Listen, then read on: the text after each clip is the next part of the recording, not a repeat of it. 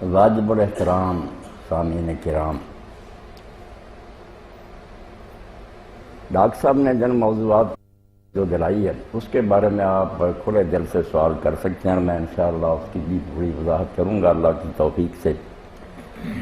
مگر میں تمہید کے طور پر چند باتیں آخری عشرہ کے بارے میں آپ جانتے ہیں کہ اس میں رسول کریم علیہ الصلوۃ والسلام کی ہدیات طیبہ کا ایک بہت بڑا کارنامہ سر انجام پایا.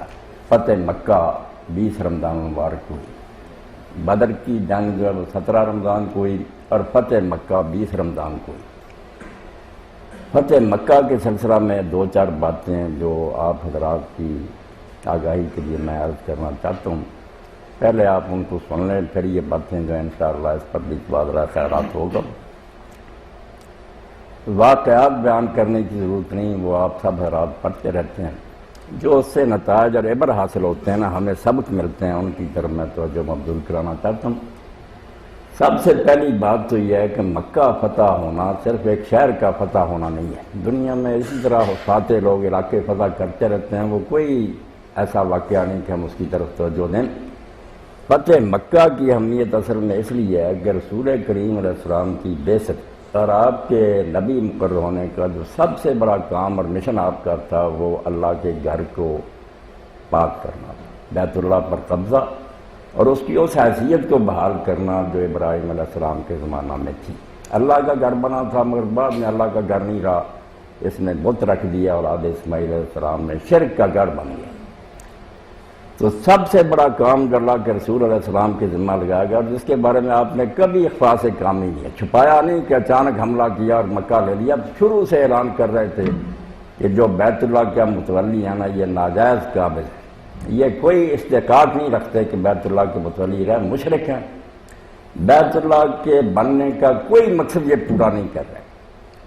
دو مقصد قرآن مجید میں آپ دیکھیں جو بیان ہوئے بیت اللہ کی تعمیر کے، ہمیں بھی ان کی طرف توجہ کرنی چاہیے کہ یہ کیوں ہمارا مرکز ٹھہرایا گیا. ایک بات تو اللہ تعالیٰ نے فرمایا وَاتَّخِذْ مِن مَّقَامِ إِبْرَاهِيمَ مُصَلًّى، ابراہیم علیہ السلام کی قیام گاہ جو ہے نا جہاں آپ کی رہائش تھی اس کو نماز کی جگہ بناؤ. پہلی بات جو ہے نا بیت اللہ آپ دیکھتے ہیں کہ جب ابراہیم علیہ السلام نے اپنی اولاد کو وہاں آباد کیا تو کہا کہ اس لیے میں نے یہاں بٹھایا انہیں لِيُقِيمُوا الصَّلَاةَ، نماز جو ہے باقاعدگی سے ادا کرے. ایک تو نماز کا مرکز ہے، دوسرا قربانی کا. اور یہ نماز اور قربانی آپ یہ نہ سمجھیں کہ جانور کے گلے پر چھری چلا دی یا اٹھک بیٹھک کر لی، نہیں، یہ دو سمبل ہیں، ایسی دو باتیں ہیں کہ دین کی روح ان میں سمو دی گئی. نماز کیا ہے؟ اللہ تعالیٰ سے صحیح رابطہ تعلق، اپنے خالق سے رشتہ جو ہے نا انسان کا درست، پیدا کرنے والے کو مانے. اور قربانی کا حقیقی مفہوم کیا ہے کہ خلق خدا کے ساتھ شفقت اور مہربانی کا رویہ اختیار کرے. یہ دو چیزیں دین کی جڑ ہمیشہ سے. اس کو نماز اور زکوٰۃ کہہ دیں، نماز اور قربانی کہہ دیں، بات ایک ہی ہے کہ خالق کے سامنے جھکے، مخلوق کے لیے خیر خواہ، اپنا مال ان کے لیے لائے، ان پر خرچ کرے. ابراہیم علیہ السلام نے بیت اللہ اس لیے بنایا تھا، مگر بعد میں اولاد ابراہیم نے یہ کیا کہ نہ تو نماز رہی. سورہ انفال میں اللہ فرماتے ہیں نماز کیا ہے اللہ مقام و تسلیہ، نماز بھول گئے ہیں کہ ابراہیمی نماز تھی. تالیاں بجاتے ہیں، بھجن گاتے ہیں، جیسے ہم ہندوؤں سکھوں کو دیکھتے ہیں کہ موسیقی کے ذریعے یہ بات کرتے. مکہ میں بھی یہی رہ گیا، بیت اللہ کے گرد سیٹیاں بجاتے، تالیاں بجاتے، عبادت کی روح بالکل گم ہو.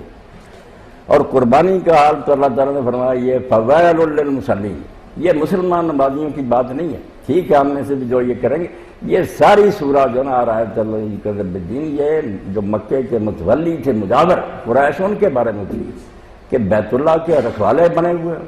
اور حال یہ ہے کہ نہ نماز رہی ہے تمہارے پاس، یتیموں کو دھکے دیتے اور مسکینوں کو کھانا نہیں دیتے، یعنی نہ قربانی کی روح تم میں موجود ہے نہ نماز کی.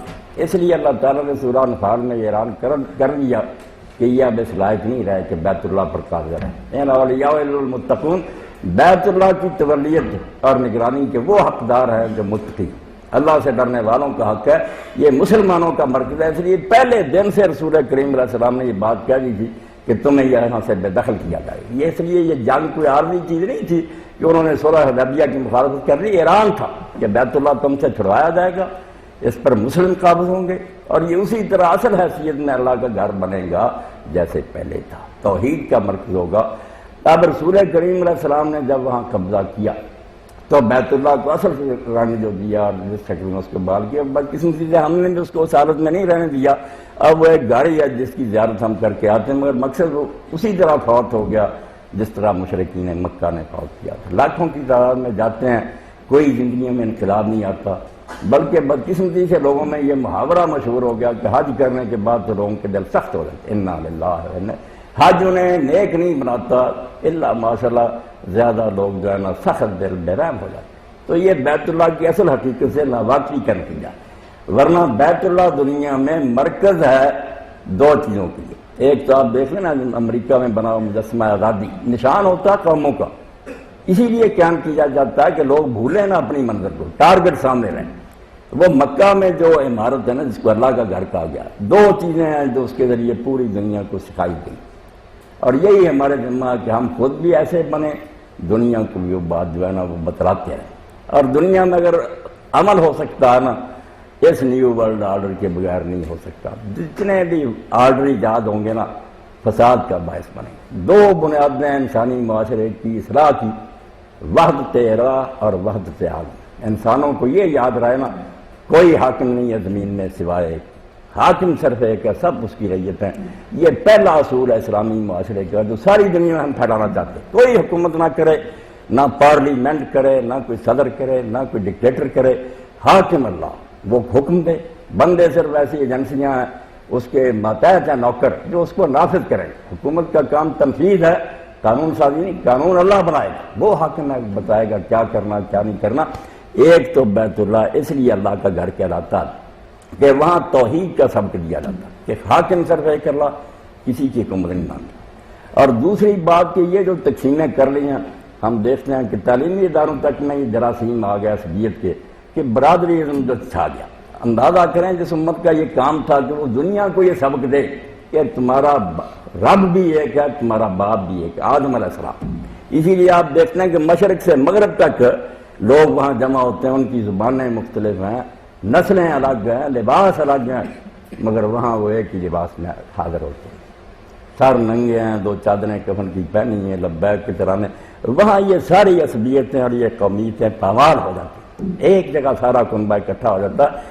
اس لیے بیت اللہ اصل میں دنیا میں ایک ایسا روشنی کا معیار، ایسا مجسمہ ہے جو ایک طرف انسانوں کے لیے مجسمہ آزادی صحیح معنوں کہ کوئی کسی پر حکومت نہ کرے، کس درینجا حاکم و محکوم نے، یہاں نہ کوئی حاکم ہے نہ محکوم ہے، سب رعیت ہیں، حاکم اللہ ہے۔ اور لا جو ہے قانون شرعی وہ سب پر حکمرانی کرتا ہے، حکمران بھی اس کے تحت ہے، اگر اس سے بھی جرم ہوگا قاضی شرع اس کو بھی اسی طرح ٹھہرے کھڑا کرے گا جس طرح ایک مزدور کو کھڑا کرتا ہے۔ اس لیے بیت اللہ پر حضور کا قبضہ ایک تو اس کو مجسمہ آزادی قرار دینا تھا کہ آج سے غلامی کو کچلا جاتا ہے، کسی قسم کی معاشرتی، معاشی، سیاسی، مذہبی، حتیٰ کہ مذہبی جو ہے پیشوائی اس کو بھی کچل دیا کہ کوئی پریس نہیں ہے یہاں کہ خدا اور بندوں کے درمیان کوئی پیر ہے کوئی مولوی ہے اس کے ذریعے دعائیں جائیں، نہیں، خدا سب کے قریب ہے، ہر سب کی سنتا ہے، ہر شخص براہ راست اس سے واسطہ قائم کر سکتا ہے۔ غلامی کی جتنی قسمیں تھیں نا کہ مذہبی لوگوں نے پیشوائیت مسلط کی تھی،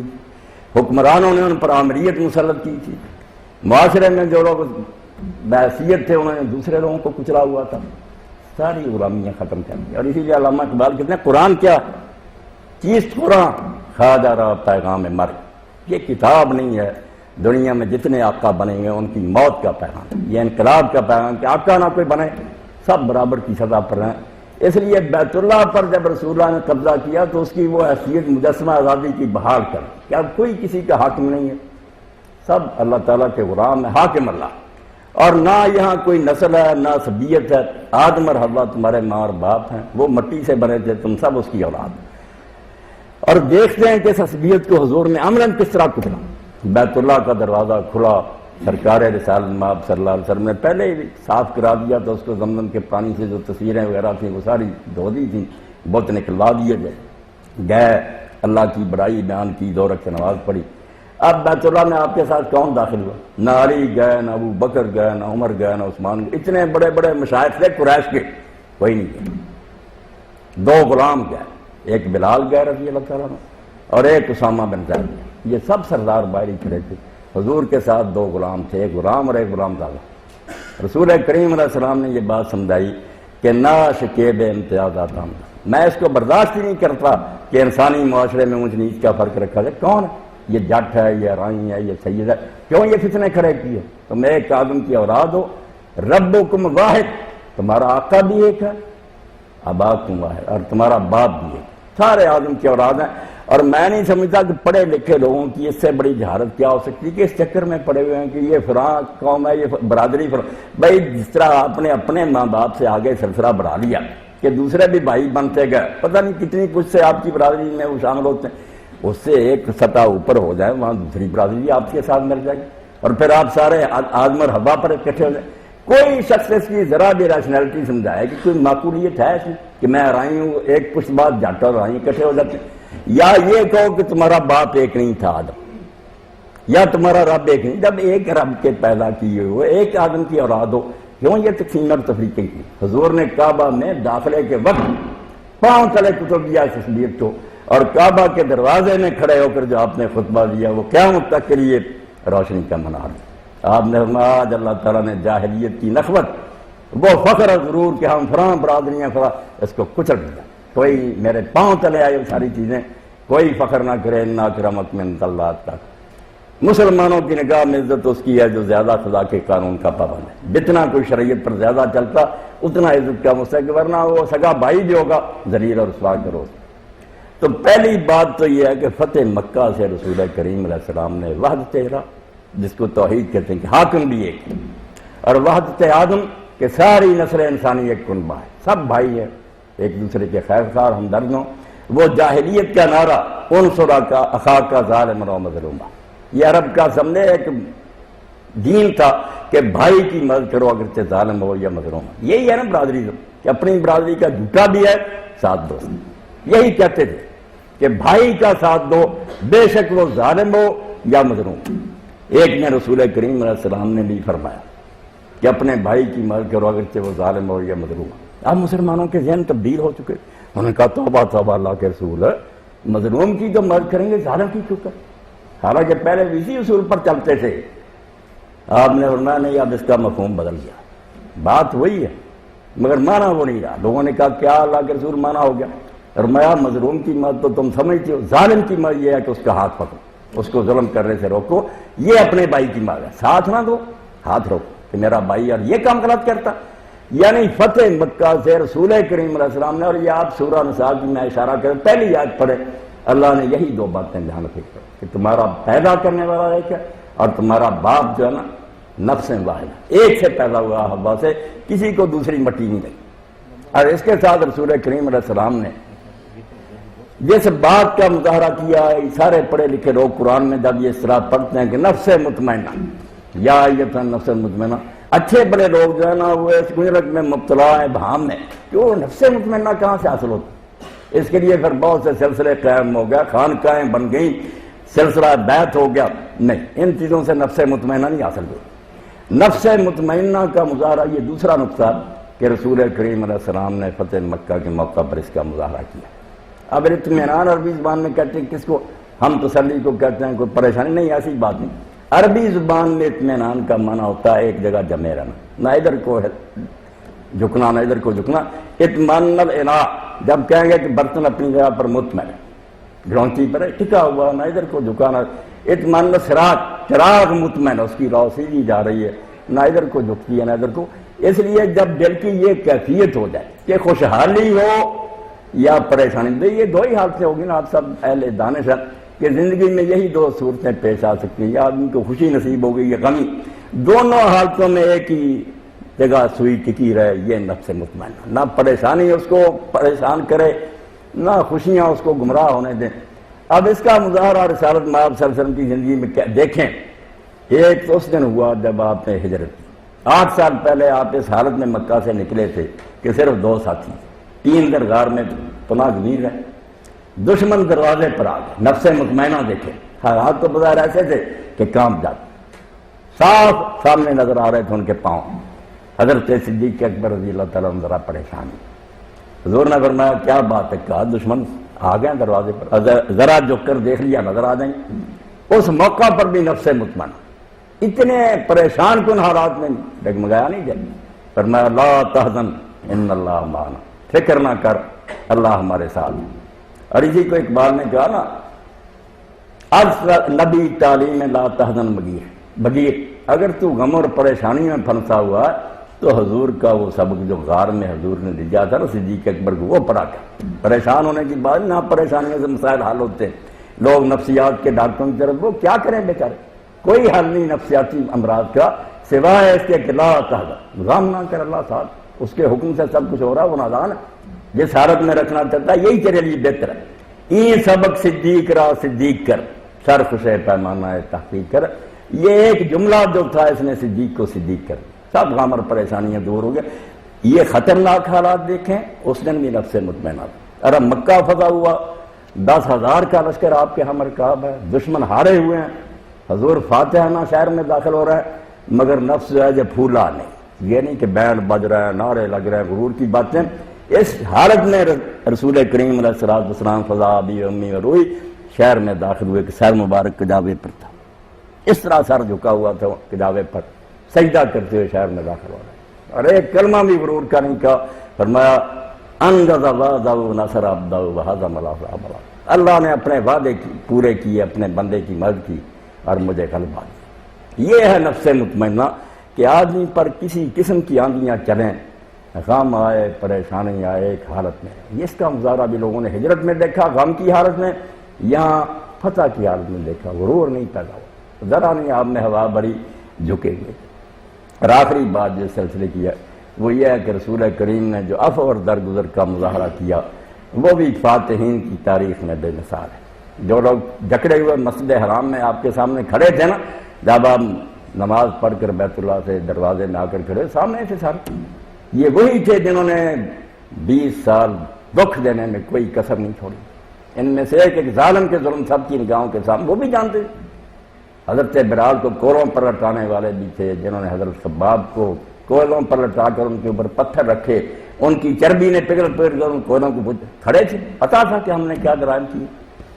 کوئی اور فاتح ہوتا تو ان کی گردنیں اڑا دیتا، ان کے گھر میں سمار کر دیتا، مگر یہ کائنات کا ایک عظیم فاتح علیہ السلام جس سے بڑا انسان نہ کوئی پیدا ہوا نہ ہوگا، اتنی عظیم فتح کے بعد دشمن، اور وہ ظالم حبار بھی ان میں تھا جن سے نے آپ کی بڑی بیٹی حضرت زینب کو جب وہ ہجرت کر رہی تھی اور ان کے پیٹ میں بچہ تھا، نیزہ مار کر گرایا تھا، بچہ ساکت ہو گیا، اور اسی صدمہ سے وہ بھی کھڑا تھا۔ مگر رسول کریم علیہ السلام نے اس موقع پر پوچھا کہ تم جانتے ہو جو کچھ تم نے میرے ساتھ میرے ساتھیوں کے ساتھ کیا، بتاؤ تمہارے دل کیا گواہی دیتے ہیں کہ میں کیا سلوک تمہارے ساتھ کروں۔ ان سے ہی پوچھا کہ تمہارے اندازے کیا؟ خوبی تو وہی نا، الفضل و ما شہدت بہ الآداب، دوست تو تعریفیں کرے، دشمن مانے جانی دشمن تھا، جن کے مظالم کی کوئی انتہا نہیں۔ انہوں نے کہا خون کریم و بنو اخن کریم، تو شریف ہے اور شریف زیادہ ہے، تیرے بزرگ بھی شریف تھے، تو بھی شریف ہے، ہم سے جو ہوا وہ ہماری نالائکیاں، ہمیں تجھ سے شرافت کی توقع۔ رسول کریم علیہ السلام نے فرمایا انا اقول لکم کما قال یوسف علیہ السلام، جاؤ یوسف کے بھائیوں نے بھی اس کو بہت دکھ دیے تھے، مگر وہ حکمران جب بن گیا اور یہ اس کے سامنے پیش ہوئے تو اس نے کوئی بدلہ نہیں لیا۔ میں بھی آج تمہیں وہی کہتا ہوں جو یوسف علیہ السلام نے اپنے بھائیوں سے کہا، لا تثریب علیکم اليوم، ذرا پھٹکار نہیں، ملامت بھی نہیں کروں گا کہ تم کیا کرتے رہو، اذهبوا انتم طلقاء، چلے جاؤ، سب کو چھٹی گئی۔ ان کا نام ہی طلقاء پڑ گیا نا، طریق کی جمع، آزاد کیے ہوئے جن کو حضور نے معافی دی۔ تو فتح مکہ کی یہ 3 پہلو جو ہے نا، ان پر تو مجھے اور آپ سب کو نظر اپنی مرکوز رکھنی چاہیے کہ خواہ کتنا کوئی دکھ دیتا رہا، ستاتا رہا، اگر اس پر بس چلے، گر زبردستی بخشد آسماں، زیر دستاں رہا ہمیشہ نیک دار، اگر اقتدار مل جائے، قابو میں آ جائے دشمن، امتحان تو اس وقت ہوتا ہے، آپ بدلہ لے سکتے ہیں، مگر اگر درگزر سے کام لے چھوڑ دیں تو یہ اسوار نمونہ ہے میرے اور آپ کے آقا سید کائنات محمد رسول اللہ صلی اللہ علیہ وسلم۔ آپ اگر بدلہ لیتے وہ خود مانتے صحیح کر رہے ہیں، ہم نے ظلم کی، معاف کر دیں۔ اس سلسلہ میں ایک واقعہ میں بعد میں ایک شخصیت کا پیش کر کے بات ختم کرتا ہوں، پھر آپ سوال کریں۔ عباسی سلطنت میں ایک وزیر اعظم ہوا، یحییٰ ابن حبیرہ، غریب تھا مگر قسمت نے اس کو یہاں تک پہنچایا کہ وہ وزارت عظمیٰ تک پہنچ گیا، عالم بہت بڑا، جب بیٹھتا تھا لوگ اس سے تفسیر کا درس لیتے، حدیث علماء پڑھتے، مجلس میں ہر وقت دین کا چرچا رہتا۔ ایک دن بیٹھا ہوا تھا تو ایک مجرم کو لوگ لائے جس نے ایک شخص کو قتل کیا تھا، وہ گرفتار تھا، قاتل وارث بھی اس مقتول کے ساتھ تھے۔ وزیر اعظم نے اس آدمی کو دیکھا تو ان سے پوچھا، مقتول کے وارثوں سے، کہ تم صلح کرتے ہو؟ انہوں نے کہا کس پیشکش پر؟ کہا جو مانگنا چاہتے ہو مانگو۔ انہوں نے کہا اتنے دینار ہمیں مل جائیں ہم معافی دیں۔ یحییٰ نے اپنی جیب سے وہ دینار نکالے، ان کو دیے، اس کی جان بخشی کی، اور جاتے وقت اس کو بھی دینار دیے۔ اب بعد میں لوگوں نے پوچھا کہ حضور سزا کی بجائے آپ نے اس کو رہا کرایا، دیت بھی خود ادا کی، اس کو بھی جاتے وقت پیسے دیے۔ فرماتے ہو تم لوگ واقف نہیں ہو کہ میری آنکھ جو ہے اس میں نگاہ نہیں ہے، میں ایک آنکھ سے اندھا، نظر نہیں باہر آتا تھا لوگوں کو کہ اندھا، اور اس شخص نے مجھے اندھا کیا تھا۔ یہ سپاہی تھا، میں اس وقت طالب علم تھا، غریب پڑھ رہا تھا، اس ظالم نے کہا یہ میری ٹوکری پھروں کی اٹھاؤ، اور ایک چھڑی بھی میرے پاس، تو میری آنکھ اس وقت سے اندھی ہے۔ مگر اب جب میرے سامنے آیا تو میں اللہ تعالیٰ کی نعمت کی طرف خیال کیا، اللہ کا احسان جو ہے اس کو یاد کیا کہ یہ اب بیوقوف قیدی ہے اور میں وزیر اعظم ہوں۔ میں آنکھ کا بدلہ لیتا تو ٹھیک ہے، دنیاوی لحاظ سے مجھے چھپی ہو جاتی، میں نے بلند کردار کا مظاہرہ کرنا تھا، اس کو بھی رہا کرایا اور خرچ کے لیے پیسے دیے۔ یہ نمونہ بھائی اللہ اور اس کے رسول صلی اللہ علیہ وسلم جس کی ہمیں ہدایت کی ہے۔ رمضان بھی اسی کی تلقین کرتا ہے۔ ڈاکٹر صاحب کہہ رہے تھے نا یہ نماز، اعتکاف، روزے، کیا ہے مقصد؟ لعلکم تتقون، شہر و صبر کا، کہ صرف سیلف کنٹرول پیدا کرنے کے لیے یہ ایکسرسائزیں ہیں۔ اگر انسان میں یہ پیدا نہیں ہوتا تو یہ سارے دھندے بیکار ہیں۔ پھر تو علامہ اقبال کی بات صحیح ہوگی، نماز ہو، روزہ ہو، قربانی ہو، حج، یہ سب باقی ہیں، تو باقی نہیں۔ مسلمان نہیں کام ملتا، رسمیں چل رہی ہیں، تو رسموں سے میرے بھائی کچھ نہیں ملے گا، یہ چھلکے ہیں۔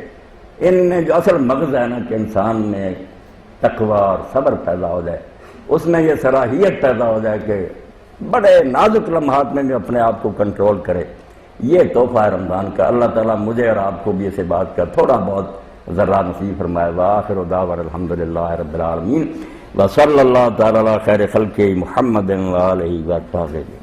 اب جو باتیں ڈاکٹر صاحب نے کہی تھیں، آپ دوست جو ہے نا ایک ایک کر کے اس کے بارے میں سوال کریں، انشاءاللہ میں اس کی وضاحت کرتا ہوں۔ مولانا میرا آپ سے دو سوال ہیں۔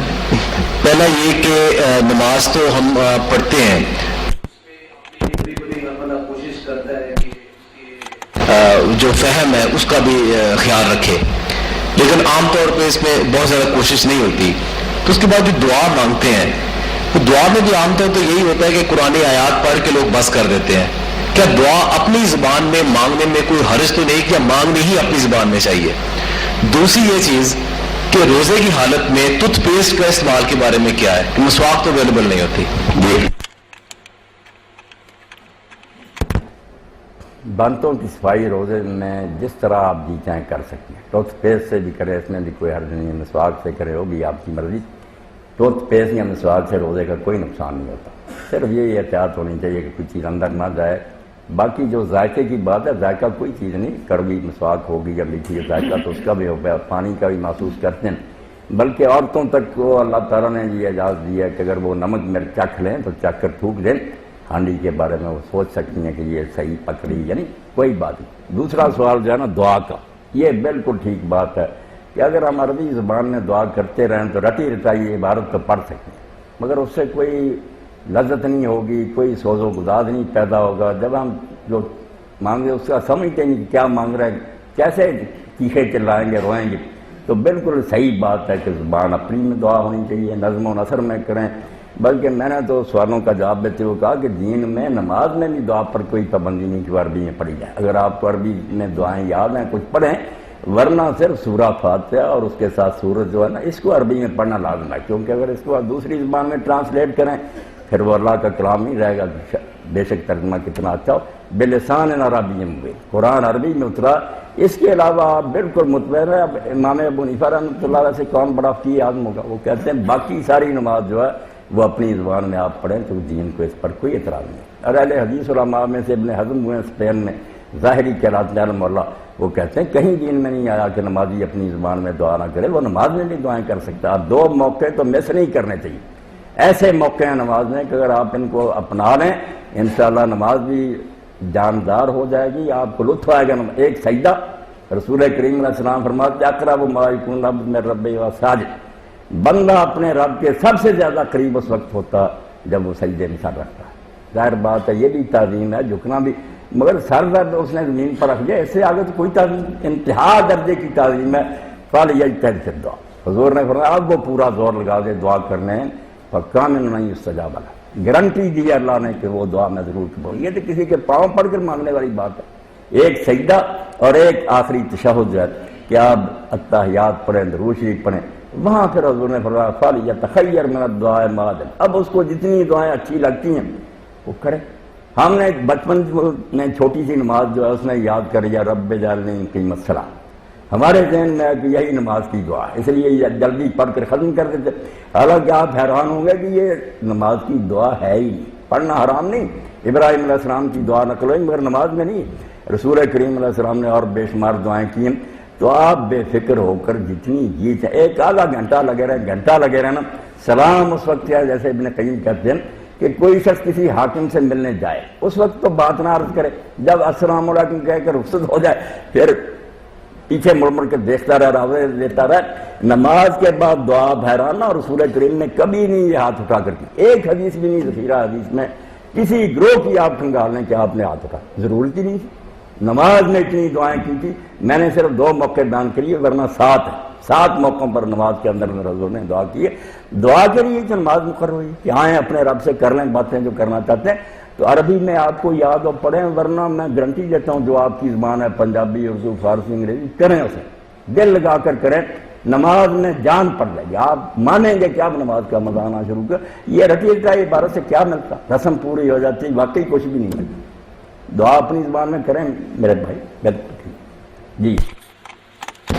یہ ڈاکٹر طاہر صاحب نے جو کہا تھا کہ پڑھا، کل میں نے بھی پڑھا، اخبار والے ساتھ ہی پھینک گئے تھے، جس میں ہے کہ یہ نفل پڑھو 27ویں رات کا، اول تو لکھا کہ یہی مشہور ہے، پہلے تو یہ بات غلط ہے، ان کو کس نے بتایا کہ وہ 27ویں رات ہے، لوگوں نے اپنی طرف سے گڑھ لی، اور اس میں یہ بھی لکھا کہ امام ابو حنیفہ رحمۃ اللہ علیہ کہتے ہیں، حالانکہ امام ابو حنیفہ رحمۃ اللہ علیہ کے مسلک کا علم ہوتا تو ڈوب کر مر جاتے۔ امام صاحب تو کہتے ہیں یہ بھی گارنٹی نہیں پر رمضان میں امام ابو حنیفہ کا پتہ کر دے، وہ تو کہتے ہیں پورے سال میں گھومتی ہیں، اور نیک لوگوں نے بیان کیا، اولیاء اللہ نے، میں نے ان کی کتابیں پڑھی، کسی نے ربیع الاول میں دیکھا، کسی نے شعبان میں دیکھا، زیادہ وہ کہتے ہیں کہ رمضان میں آتی ہے مگر دوسرے مہینوں میں ہم نے دیکھا۔ اس لیے امام صاحب رحمۃ اللہ علیہ کا تو مسئلہ یہ ہے کہ وہ سارے سال میں گردش کرتی ہے، اس سال جس سال قرآن نازل ہوا اس سال اس بائی چانس رمضان میں تھی، یہ نہیں آیا قرآن میں کہ وہیں رہتی ہے۔ وہ حضرت عبداللہ بن مسعود رضی اللہ عنہ کی روایت کو زیادہ بہتر سمجھتے کہ میں یقین الحال اس سے لیلۃ القدر، جو سارا سال تہجد پڑھتا ہے لیلۃ القدر مل جاتا، اس میں یہ وہ رات۔ امام ابو حنیفہ کو بھائی یہ آپ صرف یہ پرچوں پر لکھ دیتے ہیں اور کوئی نفل نہیں اس رات میں، جتنے لکھے نا وہاں کہ یہ پڑھو اس میں یہ بالکل جعلی، جیسے ڈاکٹر صاحب کہہ رہے ہیں کہ ملاوٹ ہوگی، بالکل ملاوٹ۔ اور اس پر ایک پوری کتاب ہمارے ہندوستان میں بہت بڑے عالم ہوئے، نوجوانی میں فوت ہو گئے 40 سال میں، مگر جو کام اس نے کیا نا حیرت، ہر علم پر ایسی اونچی کتابیں لکھی ہیں نا کہ آدمی کہتا ہے اتنی چھوٹی عمر میں اللہ تعالیٰ نے۔ مولانا عبداللہ لکھنوی رحمۃ اللہ، تو ان کی ایک کتاب ہے الاثار المرفوعہ فی الاحادیث الموضوعہ، اسی پر لکھی ہے کہ یہ دنوں کی ہے نا، جو آپ دیکھیں گے غنیت الطالبین ہے، امام غزالی کی احیاء لکھے، سوموار کے یہ نفل ہیں، رات کے، دن کے یہ ہیں، منگل کے یہ ہیں، ہفتہ بھر کے، پھر مہینوں کے لکھے ہیں، انہوں نے سب پر لکھی ہے 150-200 صفحے کی، کہ ان میں سے ایک بھی صحیح نہیں، یہ سب جھوٹی باتیں۔ نہ رسول اللہ نے کیا، انہوں نے یہ بھی سوال اٹھایا کہ اگر کہے یار اتنے بڑے بڑے عالم اور بزرگ جو تھے بے خبر تھے، نہیں، انہوں نے کہا لکل فن رجال، ہر فن کے ماہر الگ ہوتے ہیں، کیمسٹری کا عالم الگ ہے، فزکس کا الگ ہے، اسی طرح حدیث کے عالم الگ ہیں۔ فقہ کے عالموں کی بھی حالت ہے کہ فقہ کی کتابوں میں ایسی حدیثوں کا حوالہ دے دیتے ہیں جو تلاش کرنے سے علماء کو ملی، ذخیرہ حدیث میں نام و نشانی، ان کا میدان نہیں ہے، یہ محدثین کا میدان ہے کہ انہوں نے حدیثوں کو پرکھا ہے، ایک ایک کی جانچ پڑتال کی ہے۔ اس لیے یہ نوافل وغیرہ جو نا کئی بہنیں بھی شروع کریں گے اور پڑھیں، بالکل جعلی، کوئی نئی بات نہیں، وہی تہجد ہے۔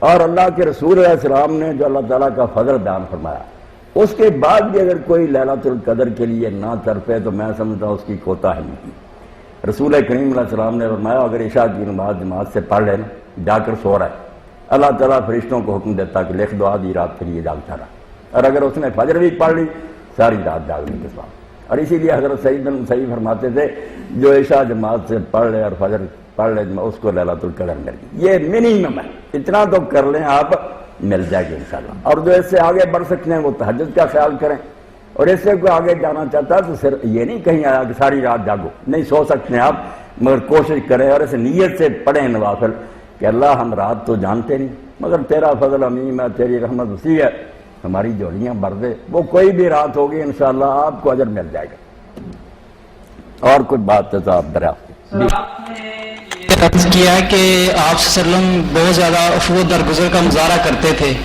ایک تو اللہ تعالیٰ کی ان کو مدد حاصل تھی، دوسرا یہ کہ آج کل ہمارے انسان کی نیچر ہے کہ اگر کوئی وہ ظلم کرتا ہے اگر آپ اس کو معاف کرتے ہیں تو وہ اور زیادہ بڑھے گا. تو اس کے لیے آپ کیا فرماتے ہیں؟ آیا اس کو روکنا چاہیے یا معاف کر دینا چاہیے؟ اگر معاف نہیں کرتے تو یہ انسانی نیچر ہے کہ وہ اور زیادہ حدیں کراس کرے گا اور بہت زیادہ نقصان پہنچے گا. بہت اچھا سوال اٹھانے. آپ یہ جان لیں کہ دین جو ہے نا یہ حکمت پر مبنی ہے، بالکل وزڈم اور لاجک پر. اس میں کوئی غلط بات نہیں ہے. قرآن بھی القرآن الحکیم ہے، اللہ بھی حکیم ہے، اس لیے وہ بے دانشی کا حکم نہیں دے سکتا. دین کیا، حکمت کیا، توازن کیا، بیلنس.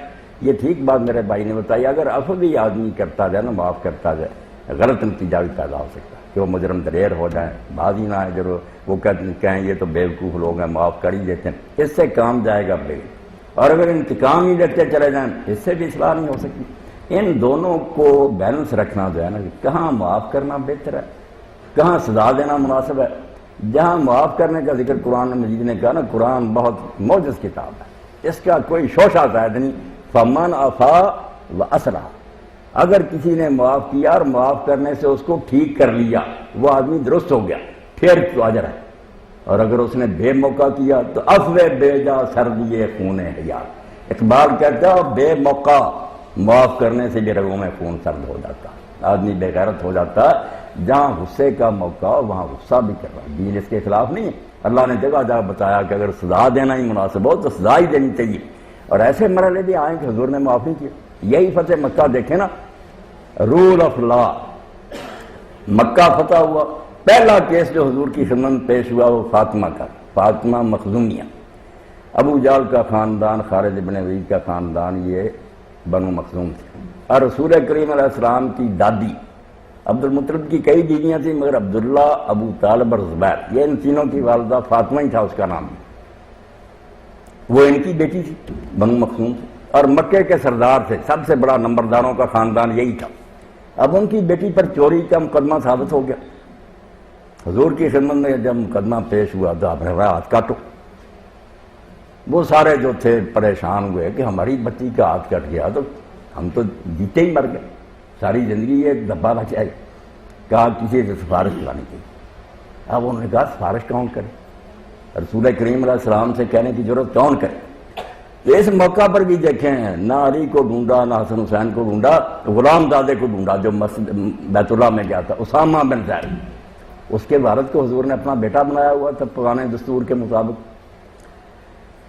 اور حدیث پاک میں آتا ہے کہ ایک ران پر آپ حسن کو بٹھاتے تھے، ایک پر اسامہ کو، بالکل اپنے نواسے کی طرح اس کو جانتے تھے، دعائیں کرتے تھے اللہ میں ان سے محبت کرتا ہوں تو بھی کر. اسامہ تھے نوجوان، ان سے لوگوں نے کہا کہ آپ حضور سے کہیں کہ جو تاوان چاہتے ہیں نا لگا دیں، ہم رقم ادا کریں، ہاتھ نہ کاٹیں. انہوں نے حضور صلی اللہ علیہ وسلم سے کہا تو آپ اتنے غصے میں آئے کہ کبھی اتنا ناراض نہیں دیکھے گا. لوگوں کو جمع کیا، خطبہ دیا، اور آپ نے فرمایا تم سے پہلے جو امتیں برباد ہوئی نا ان کی بربادی کا سبب یہی تھا کہ کسی کمزور اور غریب آدمی نے جرم کیا تو قانون حرکت میں آ گیا، قاضی جی بیٹھ گئے اور جج نے فیصلہ سنایا، اور اگر کوئی بڑا آدمی آیا گرفت میں اس کے لیے قانون بدل دیا، رعایت نکال دی. اس سے تو برباد ہوئی کہ عدل نہیں رہا، قانون کی حکمرانی نہیں رہی، قانون موم کی ناک بن گیا. اور اس وقت ایک ایسا جملہ فرمایا، یہ معاف کرنے کا موقع نہیں تھا، حد اللہ کا معاملہ تھا، یہ آپ کا کوئی ذاتی کیس تو نہیں تھا، اللہ کا قانون تھا، اس کا کیس تھا. قرآن نے کہا تھا ہاتھ کاٹو. رسول کریم علیہ السلام نے اس وقت ایسی بات کی جو نظام عدل میں، انصاف کی دنیا میں بے نظیر جملہ. آپ نے فرمایا اگر آج فاطمہ بنت محمد نے چوری کی ہوتی میں اس کا ہاتھ نکال دیتا. تو میں اس فاطمہ کے لیے پھر میری بیٹی نے جو جنت کی عورتوں کی سردار وہ بھی چور ہوتی، ہاتھ اس کا بھی کر دیں تو ٹھیک ہے بات میرے بھائی. دین ہے حکمت مطابق. جو حکم بھی آپ دیکھیں گے نا غصے کے وقت غصے کا بھی حکم دیتا, معاف کرنا اگر مناسب سمجھا جائے اس کا بھی حکم دیتا. ایسی بات کبھی نہیں دین میں آپ پائیں گے جس میں جھول پائی جائے کہ ایک ہی طرف لوگ گیا. توازن ہے, نہ افراط ہے نہ تفرید ہے, درمیان. جی میرا سوال یہ ہے کہ بعض اوقات ہم کسی کام کے لیے بہت زیادہ دعا کرتے ہیں اور اس کام کے ہونے کا یقین بھی ہوتا ہے, لیکن وہ کام نہیں ہوتا تو مایوسی کی حالت میں, یا انسان مایوس تو ہوتا ہی ہے, تو شکوہ نکل جاتا ہے دل سے کہ اللہ تعالیٰ تمہارے لیے کون سا مشکل کام تھا. میرا سوال پوچھنے کا یہ مقصد ہے کہ اس سے کوئی شرک کا پہلو یا اللہ تعالیٰ کی شان میں گستاخی کا تو پہلو نہیں نکلتا, اور کیا شکوہ کرنا ٹھیک ہے؟ دعا کے بارے میں سب دوست یہ جب پڑھتے ہیں نا قرآن مجید میں اللہ کہتا مجھ سے دعا کرو میں قبول کروں گا, تو پھر حیران ہوتے ہیں کہ ایک طرف تو یہ ضمانت دی اللہ نے مگر بہت سے یہ دعائیں ہم کرتے ہیں وہ پوری نہیں ہوتی. تو یہ بات کہاں جاتی ہے پھر اجیب الدعوۃ الداعی اذا دعان, جب بھی دعا کرنے والا دعا کرے میں اس کی دعا قبول کرتا ہوں. تو اس کا حل جو اللہ کے رسول علیہ السلام نے بتایا, اور ایک مرد مومن اس پر اگر یقین کر لے تو بالکل ڈپریشن ختم ہو جائے گی, نہ شکایت پیدا ہوگی, نہ غمگینی, نہ مایوسی قریب ہی نہیں آئے گی. آپ نے فرمایا جب تم دعا کرتے ہو نا تو یہ تو سمجھو ہی نہ کہ دعا قبول نہیں, یہ تو اللہ تعالیٰ کی شان میں گستاخی اور بدل نہیں. دعا قبول ہوگی مگر وہ کس شکل میں ہوئی. اگر ہم ڈکٹیشن دیں اللہ کو کہ یہ ہم نے کہا یہی کر, یہ دعا نہیں ہے, یہ تو حکم جاری کرنے والی بات ہے. ہم نے مانگا ہے, اب اس پر کیا کارروائی ہوتی ہے, فرمایا تینوں میں سے ایک کارروائی ہوگی, بالکل وہ دعا قبول ہوگی, ضائع نہیں گی. یا وہی شے آپ کو ملے گی خواہ دیر سے ملے, آپ جلد باز نہ ہو. اور رسول کریم علیہ السلام نے فرمایا کئی دعائیں تو اسی لیے رہ جاتی ہیں کہ جب قبولیت کا وقت آتا آدمی اکتا کر مانگنا چھوڑ دیتا. اللہ کہتا ہے یستاج ہے, تو جلد باز بن گیا, جا جلدی سے اگر کوئی کرتا اس سے کام کرانا, دعا کرتے ہی رہنا چاہیے. یا فرمایا کہ اگر وہ چیز مناسب نہیں, ہم تو مانگتے ہیں, جیسے عیسیٰ علیہ السلام کہتے ہیں کہ بچہ ماں سے مانگتا سانپ, وہ نہیں دیتی, مچھلی دے گی سانپ نہیں دے گی. ہم نادان ہیں, نہیں جانتے کہ آئندہ یہ چیز ہمارے لیے اچھی ہوگی اور آج ہی مانگتے ہیں. کئی لوگ ہیں جو بعد میں نے دیکھ کہتے ہیں اس سے تو بہتر تھا ہمارے گھر میں بٹا پیدا ہو گیا, اتنا ستاتے ہیں. تو کیا فائدہ ہے, آپ حکم نہ لگائیں. اللہ اگر وہ چیز مناسب نہیں نا تو یقین رکھیں اس کے عوض میں یا کوئی بہتر چیز اور دے گا جو آپ نے نہیں مانگی, یا ایسی مصیبت اور تکلیف جو آپ کے مقدر میں تھی اس دعا کی برکت سے وہ ٹال دی. آپ سمجھتے رہے نہیں قبول ہوگی. اور تیسری شکل یہ ہے کہ اس دنیا میں اگر نہیں مناسب ماننا اس دعا کو تو اللہ تعالیٰ اس کو پینڈنگ رکھ دے, فائل اپنے پاس رکھتا, اور قیامت کا دن ہوگا تو کہا جائے گا کہ لوگوں یہ تمہاری درخواستیں ہیں دنیا میں قبول کرنا نہیں مناسب, آج کے لیے میں نے رکھی ہیں, یہ جنت ہے, اس کی جو نعمت اس دعا کے عوض میں چاہتے ہو نا. تو رسول کریم علیہ السلام نے اپنا جن کی یہاں قبول ہوئی نا اس دنیا میں, وہ سارے حسرت کریں گے کاش ہماری قبول نہ ہوتی, وہ تو فانی دنیا کی یار رہ گئی چیزیں, مزہ تو آج تھا. اس لیے میرے بھائی آپ بالکل نہ پریشان ہو, یہ بدظنی اور بدگمانی اپنے ذہن میں پیدا نہیں, شیطان کا وار ہے, وہ قابو کرنا چاہے, مایوس ہو جائیں, شکوے کریں, نہیں. اللہ کسی حال میں غلط نہیں کرے. اللہ جس کو ہم مانتے ہیں نا, رسول کریم علیہ السلام نے فرمایا صبح اور شام 100 مرتبہ اگر کوئی پڑھتا ہے تو اس کے گناہ بخشے جائے. چھوٹا سا جملہ سبحان اللہ و بحمدہ. آپ پڑھے لکھے لوگ ہیں, تھیالوجی کی ساری کتابیں پڑھیں, علم الہیات جو ہے نا پوری قوموں کا, اللہ کے پڑھ دیں, ان 2 جملوں سے آگے کچھ بھی.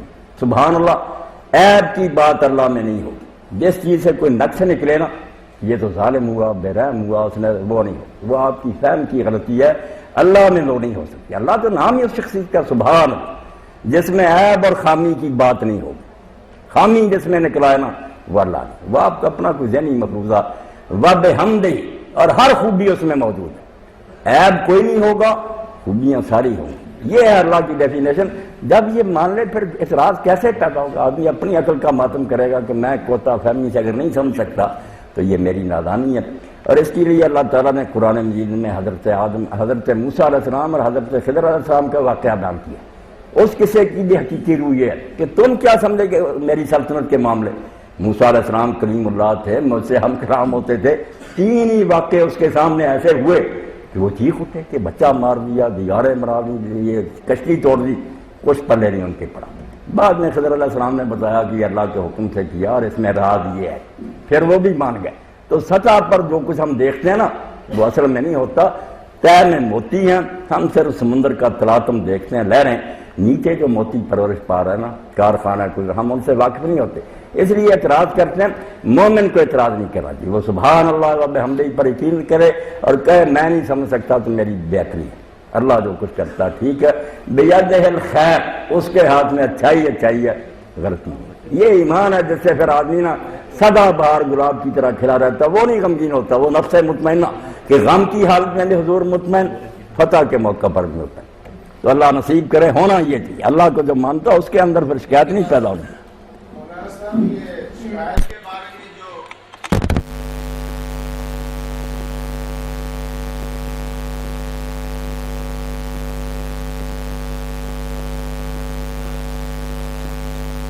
اللہ کی شکایت بندوں سے کرنا جو ہے نا، یہ ڈاکٹر صاحب منع ہے کہ آدمی لوگوں سے کہتا پھر اللہ نے میرے ساتھ یہ زیادتی کی، اپنے وہاں شکایت کے معنی میں نہیں، گلا نہیں، فریاد کا کہ میں اپنی پریشانی اور غموں کی فریاد اللہ سے کرتا ہوں۔ اللہ کے سامنے تو اپنا دکھ رکھنا چاہیے، ہمیں چلانا چاہیے، بعد میں جو بھی فیصلہ ہو اس پر راضی ہوں۔ اللہ سے بھی معاملہ نہیں عرض کرنا تو پھر تو یہ بے دینی ہوگی نا۔ یہ تو کہا گیا کہ جو دعا سے سر پھیرتے ہیں وہ مستکبر اور متکبر، میں انہیں جہنم میں گھسیر دوں۔ دعائیں تو کرنی تھی۔ یعقوب علیہ السلام نے لوگوں سے کوئی شکایت نہیں کی، انما اشکو بثی وغیر اللہ، میں اللہ کے سامنے اپنی فریاد کرتا رہتا ہوں کہ اللہ میں ان پریشانیوں میں مبتلا ہوں۔ یہ کرنی چاہیے، یہی کہ بندگی ہے کہ آدمی اپنے عجز کا اعتراف کرتا رہے، بے بس ہے، مگر پھر جو بھی اللہ تعالیٰ کرے نا راضی اسی پر ہے، اللہ کے فیصلے پر ناراض نہ ہو۔ جی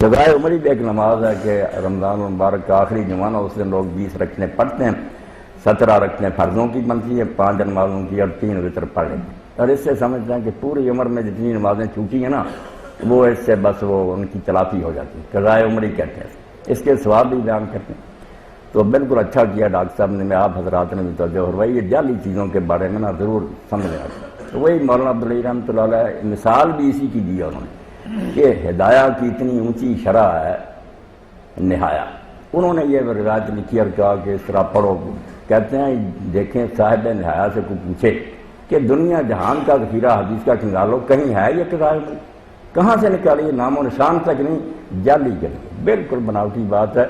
ایک نماز بھی اس طرح نہیں سر سے اتر سکتی، جتنی چھوٹی ہیں یا وہ پڑھیں۔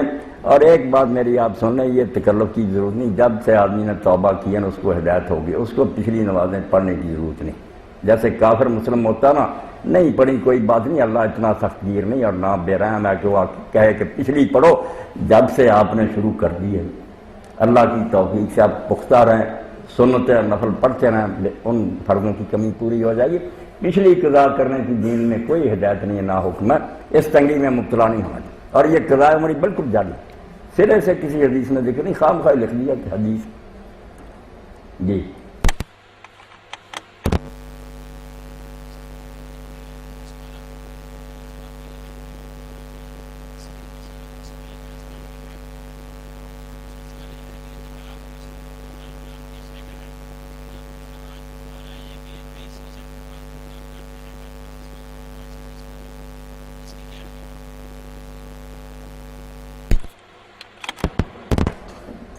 اسلام میں کچھ احکام تدریج سے دیے گئے، آہستہ آہستہ میں حضور نے آخری احکام دیے۔ پہلے جب لوگ کفر سے نکل کر اسلام میں آئے تھے نا تو وہ چونکہ شرک سے نکلے تھے، اس لیے بعض احکام میں بہت سختی تھی، جن میں تصویر بھی تھی، کیونکہ تصویر بھی دنیا میں بہت بڑا شرک کا ذریعہ رہی ہے کہ نیک اور بزرگ ہستیوں کی لوگ تصویریں جو ان کو پوجتے ہیں، اس کی شکل ہی آگے بت تراسی بن گئی، تو اس پر بھی بہت سختی تھی کہ اس گھر میں فرشتے رحمت کے نہیں داخل ہوتے، نہ رکھو یہ تصویریں۔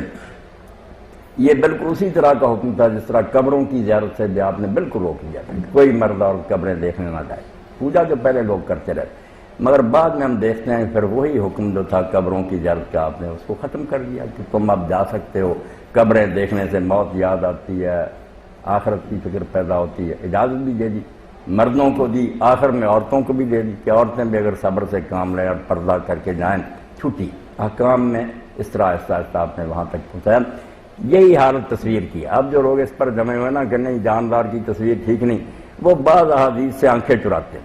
صحیح بخاری میں جب آپ نے کہا تصویر کہا تو اس میں بعد میں یہ بھی فرما دیا اللہ رقمن فی صوب کہ کپڑوں میں بنائی ہوئی تصویریں جو ہے نا وہ بے شک جانداروں کی ہوں, ٹھیک ہے, گنجائش نکال دیں. اور بچیاں جو ہے نا وہ کھلونے اگر لیں لعب البنات, وہ بالکل مجسمے بھی ہوں, بچیاں چھوٹی چھوٹی ان سے کھیلیں اور وہ گڑیا ان کی ہوں, اس کو بھی درست قرار دیجیے. تو پہلی بات نہیں اب رہی, اب صرف وہ تصاویر حرام ہوں گی جن سے عریانی اور بے حیائی کا کام لیا جائے, بے پردگی ہو, صاف صاف ہو, یا شرک کے لیے کوئی استعمال کرے, کسی اپنے پیر و مرشد کی بنا لے, دکان میں رکھے, بیٹھک میں لگائے کہ اس سے برکت ہوتی ہے, یہ تصورات غلط ہے. ان کے علاوہ ویسے اگر کوئی بناتا ہے نا تو پھر وہ جیسے کپڑے میں آپ نے اجازت دے دی کہ جاندار بھی کی ہو کوئی عرض نہیں, اب اس طرح کی چیز. یہ سید السابق بہت بڑے عالم, انہوں نے فقہ السنہ لکھی, وہ کہتے ہیں بھائی امام طحاوی کی بات صحیح کہ پہلے یہ چیزیں سختی سے روکی گئی تھیں, آہستہ آہستہ جب ایمان میں لوگ پختہ ہو گئے کچھ نرمی ہو. تو اعتکاف عبادت تو بہت بڑی ہے کہ آدمی گھر در چھوڑے, اپنے اہل و عیال سے الگ ہو, مسجد میں جا کر ڈیرا لگا لے. یہ سارے سال میں بھی آپ کر سکتے ہیں, نفلی اعتکاف بھی آپ کر سکتے ہیں, جب موقع ملے آپ مسجد میں بیٹھ سکتے ہیں. میری مسجد میں وہ ٹیلی فون کے ڈائریکٹر تھے, 1 مہینہ پورا 1 سال وہ بیٹھے تھے, رمضان کے علاوہ بیٹھ سکتے ہیں. 1 سال رمضان کا بھی انہوں نے پورے کا کیا. تو ایک اعتکاف تو مستحب ہے کہ شوق سے آپ کرنا چاہتے ہیں, یہ جب چاہے کریں, جتنا چاہے کر لیں. دوسرا اعتکاف مسنون ہے کہ رسول کریم علیہ السلام نے آخری 10 یا 9 دن جو ہے یہ اعتکاف کیا, اور 1 سال اگر رہ گیا کسی ضرورت کی وجہ سے تو آپ نے شوال میں پھر اس کی قضا کر لی. یہ مسنون اعتکاف ہے. ایک واجب اعتکاف بھی ہوتا ہے کہ جیسے اور چیزوں کی منت آپ مان سکتے ہیں کہ میں اتنے نفل پڑھوں گا, اتنی خیرات کروں گا, اس طرح اگر کوئی شخص منت مان لے کہ اللہ میرا یہ کام کرے تو میں اتنے دن اعتکاف کروں, وہ پھر واجب ہو جاتا ہے, وہ تو لازم ہے نا, پورا کرنا ہی پڑتا. یہ مسنون جو اس کا ثواب اگر کوئی نہیں بیٹھتا گناہ نہیں, وہ واجب جو ہے نظر وہ تو پوری کرنی پڑتی. تو تھوڑے دنوں کا اعتکاف جو کر سکتے ہیں لوگ, انہیں بھی اس سے محروم نہیں رہنا چاہیے. یہ تو بہت اچھا ہے نا کہ وہ 10 دن ہی بیٹھے, مگر اگر کسی شخص کو اتنی توفیق نہیں, اس کی ضروریات ایسی ہیں, تو 1 آدھ دن 2-3 دن بھی بیٹھ جائے تو محروم نہیں رہ گیا انشاءاللہ. اتنے دنوں کا تو اس کو اجر ملے گا, کم از کم 1 دن کا ہونا چاہیے. یہ بعد مساجد میں لکھا ہوتا نویت و سنت الاعتکاف کہ جب مسجد میں داخل اعتکاف کی نیت کر لیں, آپ 1 گھڑی کی کرنے, یہ نہیں بات صاحب. کم از کم اعتکاف جو حدیث ہے صاحب 1 دن کا تو ہے نا, کہ صبح سے لے کر شام تک آپ بیٹھیں روزہ رکھ کر, یہ اعتکاف کم از کم ہے. زیادہ جتنے دن کو کر سکے ٹھیک. صاحب میں آپ سے 2 کوشچن ہیں. ایک تو یہ ہے کہ ایک شخص کو پتا ہے کہ اگر وہ فجر کے ٹائم نہیں اٹھ سکتا تو کیا وہ عشاء کی نماز کے ساتھ ہی اگلے دن کی فجر کی نماز پڑھ سکتا ہے؟ اور دوسرا میرا کوشچن یہ ہے کہ آپ نے بتایا کہ اسلام میں غلاموں کو ایکول رائٹس دیے ہیں, تو آج کل جو حساب ہے وہ یہ ہے کہ اگر ہم لوگ تھوڑی سی بھی کسی کو ڈھیل دیتے ہیں تو وہ بہت فری ہو جاتے ہیں, تو ہمیں ان کو ان کی جگہ پہ رکھنے کے لیے تھوڑا سا اسٹرکٹ ہونا پڑتا ہے. تو اس کے بارے میں اسلام ہمیں کیا کہتا ہے؟ سمجھا ہے نا. پہلا سوال کیا تھا بچی؟ پہلا سوال یہ تھا کہ عشاء کی نماز کے ساتھ کوئی بندہ فجر پڑھ سکتا ہے اگر اچھا, فجر کی نماز عشاء کے ساتھ نہیں. میری بچی 2 نمازیں اکٹھی کر سکتا ہے ضرورت کے وقت, مگر وہ نمازیں ہیں ظہر اور عصر, کہ آدمی سمجھے کہ آج میں پھر وقت پر نماز نہیں پڑھ سکوں گا, تو یہ 2 نمازیں کبھی کبھی ضرورت کے تحت اکٹھی کی سکتی. اس میں پھر سنت نفل نہیں پڑھے جائیں گے, 4 فرض ظہر کے ہوں گے, 4 عصر کے ہوں گے. یہ آپ سارے حضرات اس سے باخبر ہونا چاہیے نا آپ کو. کبھی ہوتا کہ آپ اپنی مصروفیت میں ایسے اگر لیٹ کر لیں, آپ ظہر کو عصر کے وقت لے جائیں, وہ بھی جائز ہے, جمع تاخیر ہے. اور جو عصر کو پہلے لے آئیں, یہ آپ اپنے حالات کے مطابق فیصلہ کر سکتے ہیں کہ ضائع نہیں ہونی چاہیے نماز, وقت کے اندر پڑھ لینی چاہیے. تو ان دونوں نمازوں کا وقت دن ڈالنے سے لے کر مغرب تک مشترک ہو جاتا, پھر ایک رکعت اکٹھا ہو جاتا. جب بھی آپ پڑھ لیں گے 4 فرض ہو جائے کبھی کبھی. یہی حال مغرب اور عشاء کا. کئی لوگ ہیں جو بیچارے پھر عشاء سے رہ جاتے ہیں, ایسا نہ کریں. اگر وہ تھکاوٹ محسوس کرتے ہیں یا سمجھتے ہیں کہ رہ جائے گی, وہ مغرب کے ساتھ پڑھ لیں. یہ قضا کرنے سے بہتر ہے مغرب جب پڑھی 3 فرض ساتھ 4 عشاء کے پڑھ, یہ جمع کر لینا سنت ہے کبھی کبھی. مگر یہ جو ہے نا کہ فجر کو اتنا لیٹ کرنا یا عشاء کے ساتھ ہی پڑھ لینا, یہ کوئی نہیں طریقہ. اکٹھی یہ 2 نمازیں ہو سکتی. باقی اگر کوئی سویا رہ جائے, خام خواہ تو عادت نہیں بنانی چاہیے, مگر سویا رہ جائے تو اللہ کا دین کتنا مہربان ہے. رسول کریم علیہ السلام نے فرمایا 2 آدمی جو ہیں یہ وقت کے بعد بھی نماز پڑھیں تو قضا نہیں ادا ہی ہے, اور انہیں کوئی گناہ نہیں ہوتا. ان میں سے ایک سویا ہوا کہ سویا رہ گیا, جب جاگا اسی وقت فوراً اٹھ کر نماز پڑھ لی, پھر نہیں کہ زور کے ساتھ پڑھیں گے, نہیں, جب جاگا 1 منٹ کی دیر نہ کریں, وہی آپ کا وقت ہے فجر کا, ادا ہوگی. اب نہیں لیٹ کرنے کا. سوئے کو اجازت ہے کہ وقت کے بعد اگر جاگا ہی پڑھ سکتا. ایک وہ شخص ہے جس کو نسیان ہو گیا, بھول ہی گیا کہ نماز جو ہے میں نے پڑھنی, بعد میں یاد آیا کہ میری نماز رہتی. یہ 2 آدمی ہیں جن کو وقت کے بعد نماز پڑھنے کا حق ہے. باقی جو ہم قضا کرتے ہیں نا جانتے بوجھتے جاگتے ہوئے, اس کی کوئی دین میں گنجائش نہیں. پھر وقت نہیں رہتا, وہ مجرم ہو جاتا, پھر اللہ سے معاملات اسے بخشے یا نہ بخشے, اس کی بجائے کٹھی پڑے وہ ہو سکے. کوئی وجہ بھی نہیں. آپ سارے حضرات یہ میرے اہل علم ساتھی ہیں دین میں, جس سے وہ کہا اس لیے میں نماز نہیں پڑھ سکتا. آپ بس میں بیٹھے ہوئے وضو نہیں کر سکتے, اتر کر تیمم بھی نہیں کر سکتے, پاک مٹی نہیں. آپ جب وقت ہو جائے نا میری بات سن لیں, حوالے میں بن کچھ کی اللہ اکبر کر, وہیں بیٹھے جن کو بس جا رہی ہے وقت پر 2 رکعتیں پڑھ لینا, وہ بعد کی قضا نماز سے 1000 درجہ بہتر. قضا کہاں گئی, کیوں وقت گزارا تھا؟ کوئی بہانہ نہیں کہ اس لیے میں نہیں کر سکا. وقت پر جس طریقہ سے آپ پڑھ سکتے ہیں ادا کر, کھڑے ہو کر پڑھ سکتے ہیں, بیٹھے ہیں قبلہ رخ ہو سکتے ہیں, نہیں ہو سکتے, اللہ ساری پابندیاں ہٹا لیتا, مگر یہ کہتا وقت پر ہوں. وقت کے بعد کوئی بات نہیں. مولانا صاحب ایسی نماز کو بعد میں ریپیٹ کرنا پڑے گا جب آپ صحیح حالت میں آ جائیں گے؟ نہیں میری بہن, کوئی یہ ترتیب, جس فتق اللہ مستطاعت, اس وقت جو آپ کے بس میں تھا نا آپ نے کر دیا, ہو گیا. کوئی اللہ تعالیٰ دوبارہ نہیں وہ پڑھوائے. کتنی دین میں آسانی. اب بھی جو لوگ نہیں پڑھتے وہ بہانہ نہیں کر سکتے کہ دین کی یہ جو پابندی سے اس لیے نہیں پڑھ سکے. پڑھ فجر کے بعد اگر آپ پڑھ سکتے. اس کے لیے ایک حوالہ بھی لے لیں کہ کس طرح اس کہ کوئی آدمی بائی چانس ان کی عادت تھی. یہ کون سے وہ صحابی تھے جن کے بارے میں خبیث لوگوں نے میں عائشہ رضی اللہ کی تہمت لگائی. صفوان ان کا نام تھا. صفوان بن معطل کی بیوی حضور کی خدمت میں پیش ہوئی. اس نے کہا یا رسول اللہ, اس نے کبھی وقت پر نماز فجر نہیں پڑھی, سورج نکلنے کے بعد پڑھتا, مجھے نماز نہیں پڑھنے دیتا, روزے نہیں رکھنے دیتا. آپ نے کہا صفوان یہ کیا کہتی؟ انہوں نے کہا یا رسول اللہ جہاں تک نماز کی بات ہے میں ہی نہیں, صرف ہمارا پورا قبیلہ سارا دن اونٹ ہانکتے ہیں, ان پر پانی لاد کے لاتے ہیں, لوگوں کے گھروں میں پانی مہیا کرتے ہیں, تھک جاتے ہیں, ہمیں جاگ ہی نہ صبح سورج نکلنے کے بعد آتی. فرمایا پڑھ لیا کوئی بات. دوسری بات کہ نماز نہیں پڑھنے دیتا. اس نے کہا یا رسول اللہ 5 وقت کی نماز میں نہیں روکتا, میں بھی پڑھتا. یہ ایک رکعت میں کئی کی صورتیں ملاتی ہیں, اور کوئی کام نہیں, صرف یہی ہے کہ صورتیں لمبی کرو. حضور نے فرمایا ہر رکعت میں 1 صورت کافی ہے, نہ ملایا کرو, ایک ہی صورت ملایا کرو. روزوں کا اس نے کہا فرض روزوں کی یا رسول اللہ بات نہیں, نفلی روزے رکھتی رہے. آپ دیکھتے ہیں میں جوان ہوں, خامد ہوں, گھر میں موجود ہوں, میں اس کے روزے دیکھتا رہا ہوں. حضور نے فرمایا آئندہ کوئی عورت جب اس کا خامد گھر پر موجود ہو نفلی روزہ اس کی اجازت کے بغیر نہیں رکھ سکتی. کیسا دین ہے, بالکل وزڈم پر مبنی ہے, یہاں کوئی بات بے دانشی کی نہیں. جب آپ محسوس کریں کہ یہ تو بیکنی کی بات ہوتی ہے وہ بیان کرنے والے کا قصور ہوگا, اللہ کے دین میں غلط بات کبھی نہیں ہو سکتی.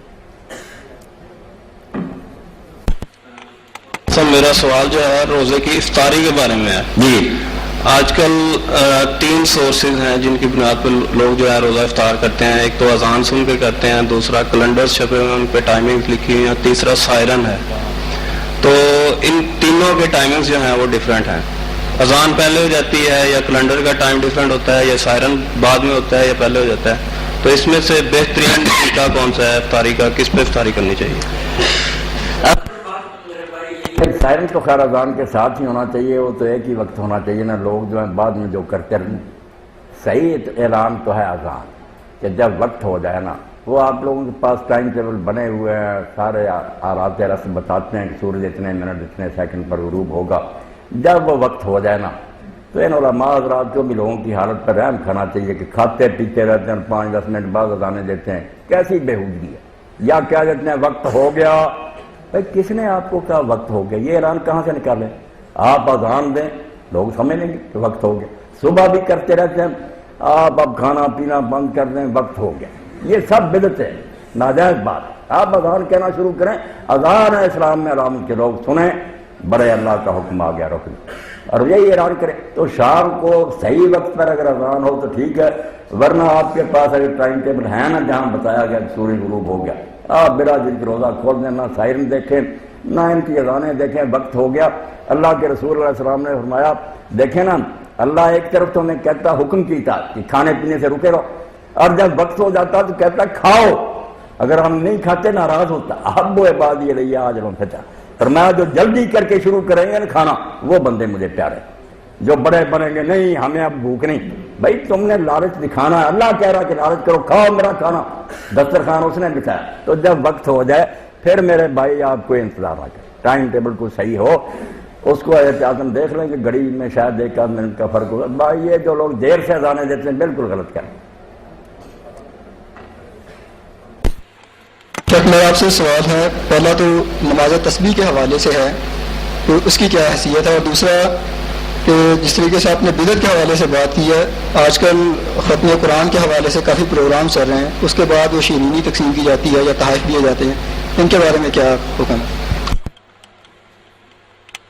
صلاۃ تسبیح جو ہے نا، نہ تو اتنی زیادہ ثابت ہے جتنی اہمیت اس کو لوگوں نے دی ہے۔ اشتہار چھپ رہے ہیں، لوگ اکٹھے ہو کر باجماعت پڑھتے ہیں، عورتیں بھی پڑھتی ہیں، اتنا ثبوت نہیں ہے اس کا، کمزور ہیں ساری روایتیں، مگر مل جل کر کچھ جان پڑ جاتی، تھوڑی بہت اصلیت معلوم ہوتی ہے۔ باقی اس کے لیے جماعت بالکل بدعت ہے، جو جماعت کرتے ہیں نا لوگ، مرد پڑھاتے ہیں یا عورتیں بھی پڑھاتی ہیں، بالکل غلط۔ یہ تنہا عبادت کرنے کی ہے، ہر شخص اپنے اپنے طور پر یہ کرے۔ جماعت کا وجود کوئی نہیں، نہ رسول اللہ نے کی، نہ صحابہ نے، نہ اماموں نے بتائی۔ جماعت کا سلسلہ تو روکنا تھی، جو میری بہن پڑھنا چاہتی ہے اپنی تنہائی میں پڑھ لے، مرد بھی جب جی چاہے پڑھ لے۔ 4 رکھتے ہیں، بہتر 2 کر کے پڑھنا، 2 پڑھیں سلام پھیر دیں، بے شک ذرا ٹہل لیں، کچھ کھا پی لیں، کوئی بات نہیں، دوبارہ 2 شروع کر لیں۔ 2 الگ پڑھنا زیادہ سنت کے مطابق ہے۔ آپ نے نوافل اور سنتوں کے لیے یہی کہا صلاۃ اللیل والنہار مثنی مثنی، کہ فرضوں کے علاوہ جتنی نمازیں پڑھو نا 2 شروع کیا کرو، درود شریف اتحیات پڑھا ختم، پھر 2 شروع کریں، زیادہ صحیح ہے۔ اور طریقہ اس کا جیسے یہ لوگ لکھ دیتے ہیں نا، کل وہ ڈاکٹر صاحب نے اشتہار کر کے اس میں بھی لکھا تھا، اپنے مسلک کو ترجیح دیتے ہیں، حدیث کو نہیں دیتے۔ میں صلاۃ التسبیح پڑھنی تو اس طرح پڑھو جس طرح حدیث میں آیا۔ یہ چونکہ 2 سجدوں کے بعد بیٹھتے نہیں، جلسہ استراحت نہیں کرتے عموماً لوگ، سجدے 2 کی اٹھ جاتے ہیں پہلی رکعت میں، اس لیے انہوں نے اس کا حل یہ کیا کہ کھڑے کھڑے 25 مرتبہ پڑھ لیتے، 15 مرتبہ سرا کے بعد الحمد شریف سے پہلے، اور پھر سورت ختم کی 10 مرتبہ، 25 ہو گیا، پھر ہر جگہ 10 تک پڑھتے جاتے ہیں۔ واقعی وہ پھر دوسرے سجدے میں 75 ہو جاتی، مگر یہ طریقہ غلط ہو گیا۔ کھڑے کھڑے 25 پڑھنے کا کوئی حق نہیں، صرف 15 پڑھنا، الحمد شریف پڑھیں، سورت پڑھیں جب ختم ہو جائے، یعنی نماز کے جس حصے میں جو کچھ پہلے آپ کرتے ہیں نا، پہلے اس سے پڑھ لیں، اس کے بعد کھڑے کھڑے پھر 15، رکوع میں 3 مرتبہ سبحان ربی العظیم، پھر 10 مرتبہ پڑھنا، اتنا ہی ہے، سبحان اللہ والحمدللہ ولا الہ الا اللہ واللہ اکبر ولا حول ولا قوت الا باللہ نہیں پڑھنا، اتنا پڑھنا، یہ 10 مرتبہ۔ یہ پھر جب دوسرا سجدہ آپ کریں گے تو 65 ہو گئے، پھر بیٹھ جانا ہے، اٹھنا نہیں، بیٹھ کر 10 مرتبہ پورا کر کے پھر اٹھنا، پھر اٹھ کر الحمد شریف پڑھ کر سورت پڑھ کر 15 مرتبہ، اسی طرح پھر اتحیات میں پڑھیں گے آپ تو ہر رکعت میں 75 بار 300 مرتبہ ہو جائے گا۔ اور اگر کوئی بوڑھے ہیں، کمزور ہیں، بیمار ہیں، ان کے لیے میں یہ تجویز کر دیتا ہوں بالکل وہ ایسا ہی کریں۔ اگر اتنے لمبے سجدے رکوع ان سے نہیں ہو سکتے تو نماز کی 4 رکعتیں پڑھ لیں 2 کر کے، بعد میں تسبیح ہاتھ میں لیں اور 300 مرتبہ یہ پڑھ آرام سے بیٹھ کر، انشاءاللہ اللہ کا فضل انہیں نصیب ہو جائے گا۔ اگر کھڑے نہیں نہ ہو سکتے، مشکل ہے اتنی دیر سجدے میں رکوع میں، آپ بالکل کر لیں، اس کی اجازت ہے، تسبیح ضرور کریں، کیونکہ رسول کریم علیہ السلام نے فرمایا قرآن کے بعد اللہ تعالیٰ کو سب سے پیارے کلمے جو نا انسان کی زبان سے جو نکلتے وہ یہ 4 ہی، سبحان اللہ والحمدللہ ولا الہ الا اللہ واللہ، ان سے بہتر کلمہ حضور نے فرمایا کوئی نہیں، جو تم بولتے ہو قرآن کو چھوڑ دو، احب الکلام اللہ، سب سے یہ پیارے، یہ جتنا پڑھا جائے اتنا ہی بہتر ہے، آگے پیچھے بھی آپ پڑھیں، کثرت کریں۔ تو 300 مرتبہ بیٹھ کر ہی میری بہنیں اور بھائی پڑھ لینا جو لمبے رکوع سجدے انشاءاللہ انہیں بھی ثواب ملے گا۔ تہجد کی نماز پڑھنے کے لیے عشاء کی نماز کے بعد سونا لازمی ہے یا نہیں؟ سونا لازمی نہیں میرے بھائی، جب 4 رکعت عشاء اور 2 سنت ہم پڑھ لیتے ہیں نا، پھر جس نماز کا وقت شروع ہو جاتا ہے نا، اس کا اصل نام ہے قیام اللیل، کہ رات کھڑے ہو کر اللہ کے سامنے نوافل پڑھنا، یہ 11 ہے۔ اگر کوئی شخص سمجھے کہ میں پچھلے وقت نہیں اٹھ سکتا، نیند کا غلبہ یا سستی ہو جائے، تو سارا سال بھی وہ عشاء کے ساتھ پڑھ سکتا ہے، بالکل اس کو قیام اللیل کا ثواب ملے گا۔ 11 رکعتیں پڑھ لے، درمیانی رات میں جا کر پڑھے، یہ بہت اچھا ہے اس سے، اور اگر آخری تیسرے حصے میں پڑھے افضل دو ہے، مگر جائز ہے عشاء کی 2 سنتوں کے بعد فجر تک اس کا وقت ہے۔ اب یہ سو کر اٹھ کر پڑھیں تو عربی میں چونکہ حدود کہتے ہیں نیند کو، تہجد کا معنی نیند توڑنا، نماز وہی رہ گئی قیام اللیل، مگر یہ ایک نام اس کے ساتھ اور بڑھ گیا کہ نیند توڑ کر اٹھے تہجد، پہلے ہی پڑھ لیں گے تو ناجائز نہیں، اگر جاگتے رہیں آپ کسی میٹنگ میں شریک ہے پڑھ لیں، سارا وقتی ہے رات پوری اس کے جی اس کو بھی 2 رکعتیں مولانا، 2 رکعت اور بالکل ایک وتر اکیلا پڑھنا ہے۔ صحیح تو یہی ہے ڈاکٹر صاحب کہ 3 وتر بھی ایک سلام سے نہیں پڑھنے، جیسے ہر حدیث حضرات پڑھتے ہیں کہ تینوں اکٹھے درمیان میں تشہد نہیں بیٹھتے، دوسرے لوگ مغرب کی طرح پڑھتے ہیں 2 تشہدوں سے، یہ ثابت نہیں۔ ثابت تو جو ہے نا کہ 2 الگ پڑھو، 1 رکعت الگ شروع کرو، جیسے حرمین میں ہوتا، صحیح حدیث سے تو صحابہ کے عمل سے تو یہ ثابت کہ 3 پڑھ لیں، 2 شروع کر لیں، اتحیات دروشی پڑھ کے سلام کہہ دیں، پھر اٹھ کر 1 رکعت شروع کریں سبحانک اللہ سے، وہ اکیلی جو ہے اس کا الگ سلام کریں، اس کو وہ شفا ہو جاتا ہے جوڑا، یہ وتر تاک صحیح طریقہ تو یہ ہے۔ مولانا صاحب یہ جمعے کے 2 رکعتوں کے بعد جو سنتیں ہیں وہ 4 پڑھتے ہیں، کوئی کہتا ہے 2 پڑھو، 4 اگر پڑھنی ہے تو مسجد میں پڑھیں اور 2 پڑھنی ہے تو گھر جا کے پڑھیں، اس کے بارے میں آپ کیا فرماتے ہیں؟ یہ ٹھیک ہے بات، جیسے کئی لوگ 2 ہی سنتے پڑھ کے چلا جاتے ہیں نا، زیادہ تر اہل حدیث حضرات ایسا کرتے ہیں، وہ نہیں تھی۔ مسجد میں جیسے ہمارے یہاں طریقہ ہے کہ وہاں ہی سنتیں پڑھ لیتے ہیں، اس کے لیے تو آپ نے صاف حکم فرمایا نا کہ من کان منکم مصلی بعد الجمعہ فلیصلی 4، 4 رکعتیں پڑھو جمعہ کی نماز کے بعد۔ یہ ٹھیک ہے، حدیث سے ثابت ہوتا ہے کہ اگر آپ گھر چلے جاتے تھے مسجد میں نہیں پڑھتے تھے، اور بہتر تو ہے کہ ہم بھی ایسا ہی کریں کہ پہلی سنتیں گھر پڑھ کر جائیں، گھر وضو کریں، پھر بعد والی گھر آ کر پڑھیں۔ حضور نے فرمایا اپنے گھروں کو بھی نماز میں سے حصہ دو، نور ہوگا، برکت ہوگی، مگر ہم نہیں کرتے، مسجد میں جا کر وضو کرتے ہیں۔ حالانکہ حدیث پاک میں بڑی بشارت آئی ہے کہ اگر آدمی گھر سے وضو کر کے جائے، جو قدم وہ اٹھاتا ہر قدم پر اللہ تعالیٰ ایک گناہ معاف کرتا ہے، ایک درجہ بلند ہوتا ہے، ایک نیکی لکھی جاتی ہے، یہ عمرے کی طرح کہ آپ اللہ کے گھر کی زیارت کی۔ حضور نے فرمایا یہ شاخیں ہیں، برانچیں ہیں بیت اللہ کی، ان کو بھی بیت اللہ کا کہ مسئلے کوئی عمارت نہیں، اللہ کے گھر ہیں چھوٹے چھوٹے، ان کی طرف تم جاتے ہو۔ تو جیسے میزبان کے لیے لازم ہوتا ہے کہ مہمان کی مہمان نوازی کرے، اللہ کے ذمہ ہو جاتا ہے کہ میرے گھر مجھ سے ملنے آیا وہ تمہارا حق ادا کرے۔ تو گھر اگر پڑھ لیں پہلی بار، بعد پھر 2 ہی، بعد میں پھر 2 ہی سنتے ہیں۔ اگر گھر آ کر پڑھے، مسجد میں پڑھیں تو صحیح پھر یہی کہ 4 پڑھیں، 2 کریں، جو 4 پڑھنی ہوتی ہے مسجد میں یہ 2 کر کے پڑھے گا، یہ 2 اور جو صبح کی پڑھی جاتی ہے رسول کریم، ہاں بہت اچھی بات، بہت اچھی، یہ وضاحت لے لینی تھی۔ رسول کریم علیہ السلام نے بھی اعلان کیا، اور حضرت عمر رضی اللہ عنہ نے اپنے زمانہ خلافت میں ممبر پر اعلان کیا کہ لوگوں صلاۃ اللیل والنہار مثنی مثنی، رات اور دن میں جب نماز پڑھو 2 زور کی سنتے ہوں، عصر کی ہوں، کسی نماز کی ہوں، 2 صحیح حدیث سے تو یہی ثابت، باقی ساری روایتیں ضعیف ہیں۔ اگر کوئی ایسا کرے تو بہترین طریقہ جو ہے نا سنت کے مطابق اور صحابہ کے عمل وہی ہے کہ 2 پڑھے پھر 2 شروع کریں۔ جی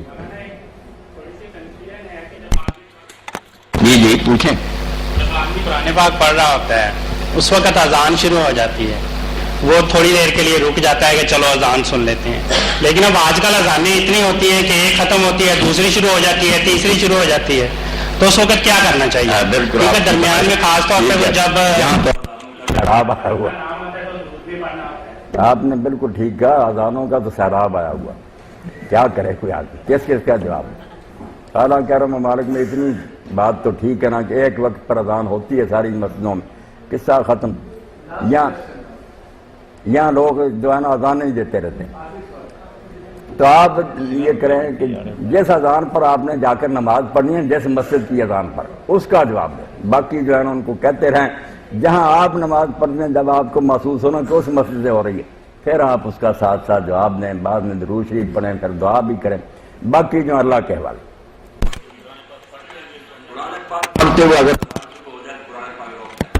اذان سننی چاہیے، اس وقت کا عمل جو ہے وہی کہ وہ سارے الفاظ دہراؤ، ساتھ ساتھ اللہ اکبر کے ساتھ یہی کہو، اشہد ان لا الہ کے ساتھ یہ دہراؤ، حی علی الصلاۃ حی علی الفلاح کا جواب لا حول ولا قوت الا باللہ، باقی سارے کلمے وہی دہرانے۔ یہ تو ایسے سمجھیں جیسے کہتے ہیں نا کہ قومی ترانہ ہونے لگا، گاڑیاں روکنے ہیں، سارے لوگ کھڑے ہو جائے. ہونا تو یہی چاہیے تھا. امت مسلمان جب یہ ترانہ بلند ہوتا جہاں جہاں تھے، اور ماں نے یہی لکھا کہ وہاں قیام کے آدمی کو قدم بھی نہیں اٹھا دے، رک جائے، کھڑے ہو کر سنیں، جواب دیں، پھر چلنا شروع کریں. مگر وہ دین کی جب اسپرٹ ختم ہو گئی، اب باتوں سے کیا بنتا، اندر سے مر چکے ہیں نا. کوئی عمل ہمارا جو ہے اس میں جان نہیں، رسمیں رہ گئی. یہ باتیں کرنا بھی حرام ہے جب اذان ہو رہی ہے. ہاں بالکل نہیں باتیں کرنی. مولانا مسجد کہتے ہیں جو آج تک ہمیں سکھاتے رہے علماء کرام کہ مسجد میں اگر بیٹھے ہیں قرآن پڑھ رہے ہیں تو پھر آپ جواب نہ دیں. نہیں ان کی بات نہیں درست. قرآن پاک کے لیے کہ میرے بھائی بہت وقت آپ پھر بھی پڑھ سکتے ہیں. اس لمحہ کا عمل یہی ہے کہ اذان سنیں، اس کا جواب دیں، اور جواب جب ختم ہو تو کلمہ شہادت بھی پورا پڑھنا چاہیے. اصل پورا عمل کریں نا، جواب دیں ساتھ ساتھ، بعد میں کلمہ شہادت اشہد ان لا الہ الا اللہ وحدہ لا شریک لہ واشہد ان محمد عبدہ ورسولہ. اپنے ایمان کی تجدید کریں، اس کلمے کو دہرائیں کہ ہمارے یہ دو بنیادی عقیدے ہیں، ہمارا اللہ ایک ہے، ہمارے رہبر و پیشوا اللہ کے رسول. اور اس کے بعد پھر اگر یاد ہو تو یہ پڑھنی چاہیے نا، رضیت باللہ ربا وبالاسلام دینا وبمحمد صلی اللہ علیہ وسلم نبیا. ہم نے اللہ کو رب مان لیا، اب اس پر مطمئن ہے، کوئی شک نہیں. ہم نے رسول کو رسول مانا، ذرا ہمیں اس بارے میں کوئی خلجان نہیں. اور اسلام کو ہم نے دین حق پایا، ہم اس پر مطمئن ہیں، ہمارے دلوں میں اس بارے میں کوئی راضی ہیں ہم اس پر. پھر درود شریف پڑھیں پورا، درود شریف کے بعد پھر وہ دعا پڑھے اللہم رب ھذا الدعوہ. اور بڑی فضیلت حضور نے بیان فرمائی کہ قیامت کے دن 100 جنت ہے. اب ہماری حد ادراک سے پرے کی بات ہے کہ یہ ہے ایک جنت، جتنی دور آسمان ہے وہاں دوسری منزل ہے، دوسری جنت، اتنے فاصلے پر تیسری. 100 ہیں ایک اوپر نیچے. اپنے اپنے اعمال کی بنا پر لوگ جائیں گے، جتنی ان کی محنت ہوگا ان کا. اور آخری جو ہے نا 100ویں جنت وہ فردوس ہے، چوٹی کے لوگ وہاں جائیں گے. آپ اندازہ کریں حضور کی عظمت کا، رسول کریم کے مرتبے کا، کہ فردوس کی چھت ہوگی، سارا جہاں نیچے ہوگا، اوپر اللہ کا عرش ہوگا. یہ چھت جو ہے اس کا نام ہے الوسیلہ، جو ہم دعا میں کہتے ہیں نا آت محمد الوسیلہ، محمد صلی اللہ علیہ وسلم کو اللہ وہ مقام وسیلہ دینا. حضور نے فرمایا مجھے امید تو ہے کہ وہ ایک کوئی ملنا مجھے ہی ملے گا، مگر میں دم نہیں مار سکتا. تم میرے لیے دعا کرنا، تم میرے لیے کرو گے نا تو پھر تمہاری شفاعت میرے ذمہ ہے، میں تمہاری سفارش کروں. تو پورا تو کریں تو ایسا کرنا چاہیے. مولانا صاحب میرا ایک مختصر کوشچن ہے آپ سے کہ ماہ رمضان میں ہم دیکھتے ہیں کہ ایک روزدار کے سامنے کوئی دوسرا روزدار بھول کر کوئی چیز کھانے لگتا ہے تو جو دوسرا روزدار ہے وہ اسے فوراً ٹوک دیتا ہے کہ تم نہ کھاؤ، اسے منع کر دیتا ہے. اس کے بارے میں آپ کیا کہتے ہیں کہ اسے روکنا چاہیے یا اسے کھانا کھانے دینا چاہیے؟ نہیں، اگر وہ بول کر کھا رہا ہے روکنا چاہیے، اس کو بتا دیں کہ آپ غلطی کر رہے ہیں. مگر اس کا روزہ جو ہے اس کا کوئی حرج نہیں ہوا، اور اس کو خلاف تھا بھی دیا، روزہ بھی تھی. جی مولانا بہت شکریہ آپ کا، آپ تشریف لائے. میں آپ کا رقم قرآن یونیورسٹی کی طرف سے اور یونیورسٹی انتظامیہ کی طرف سے مشکور ہوں کہ آپ نے وقت لیا، تشریف لائے. اللہ تعالیٰ آپ کو اس کا اجر عظیم عطا فرمائے. سامعین آپ کے لیے بھی دعا کریں ہم کہ اللہ تعالیٰ آپ کا یہاں آنا، آپ کی حاضری کو قبول و منظور فرمائے اور ہمیں قرآن و سنت پہ صحیح معنوں میں عمل کرنے کی توفیق عطا فرمائے. آپ کو مولانا سے گزارش ہے کہ وہ دعا سے اس پروگرام کا اختتام فرمائیں. یہ صدیقی صاحب جب آپ شکریہ ادا کرتے ہیں تو میں شرمسار ہوتا ہوں. یہ تو میری غذا ہے، میں کیوں کہوں کہ آپ شکریہ ادا کریں. میں وہاں بھی جاتا ہوں 1.25 گھنٹہ، کالیں اتنی آتی ہیں نا کہ جب اٹھتے ہیں یہی کہہ کر کے کل میری بیان ہے بھائی. آپ بھی نمبر نوٹ کر لے کر چاہے شام کو 4:15 سے 5:15 تک نا فتاوا آن لائن 0800 11 اس نمبر پر آپ کریں. فون کال جو ہے نا فری ہے.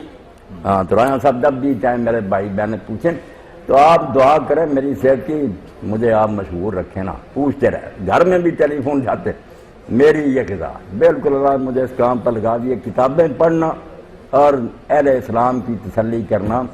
غیر مسلم تک بھی آتے ہیں، میں کہتا ہوں بھائی دین کی ایک بات بھی تم غلط ثابت کر دو، ہم باپ دادے سے اس کو نہیں مانے، چھوڑ دیں. تو الحمدللہ مجھے خوشی ہے کہ آپ سارے ساتھی اکٹھے ہوتے ہیں. 0800 11 555. ہاں 0800 11 777. یہ لکھ دینا چاہیے، لکھ دینا چاہیے. جب بھی چاہے آپ فراخ دلی سے سوال کریں انشاءاللہ اسی وقت جواب دیتا. 777 11 777.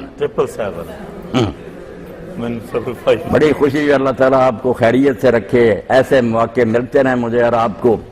الحمدللہ رب العالمین والعاقبۃ للمتقین والصلاۃ والسلام علی سید الاولین والآخرین سیدنا و مولانا محمد وآلہ واصحابہ اجمعین۔